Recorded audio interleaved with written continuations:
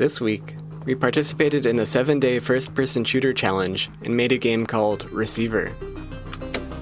You see reality painted in shades of black, but beyond your world is another, bathed in radiant light.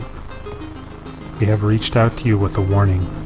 If you are able to hear our message, you are one of the few that we can help.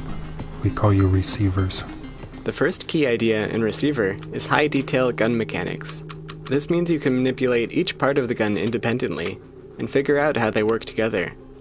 There's no heads-up display for how many bullets are in your magazine, but you can remove it and take a look for yourself, and then pull the slide halfway to see if you have a round chambered. This mechanical detail adds a lot of internal gameplay to the gun itself, which adds some interesting context to external challenges.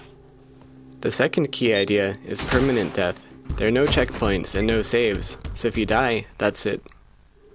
We thought this was vital for creating suspense, and for giving credibility to all the dangers in the world.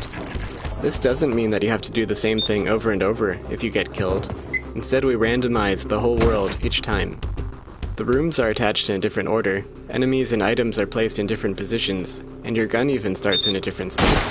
Those are the two major ideas we wanted to explore in this game, but we also touched on a few smaller ones. For example, to make the new gun controls more accessible, I added a smart help system. If you press question mark, it shows all of the commands that are available from your current state. However, it only highlights the ones that you need right now to get your weapon ready to fire. Once players go through a few rounds with the help system displayed, they should start to get the hang of it and make better decisions than the ones suggested by the help system. I also tried out some unusual ideas for the movement system. The most obvious is that to sprint forwards you have to tap W repeatedly, and your speed is based on your tap frequency. This would be unacceptable for a game that involves a lot of running, but in Receiver, running everywhere will get you killed pretty fast, so you only run occasionally. For example, you might want to run from cover to cover, or jump over a small gap.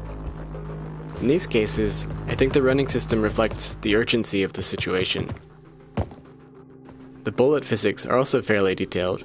They start out traveling at about 250 meters per second, and slow down as they ricochet off glancing surfaces, until they finally get embedded in something, or completely run out of energy and just fall to the ground.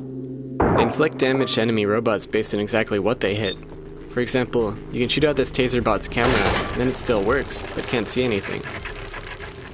Or, you can shoot a turret's gun, and it can still track you, but can no longer shoot. If you've pre-ordered Overgrowth, you can download this game for free. You can find the link at the pre-order forum for Windows or Mac OS.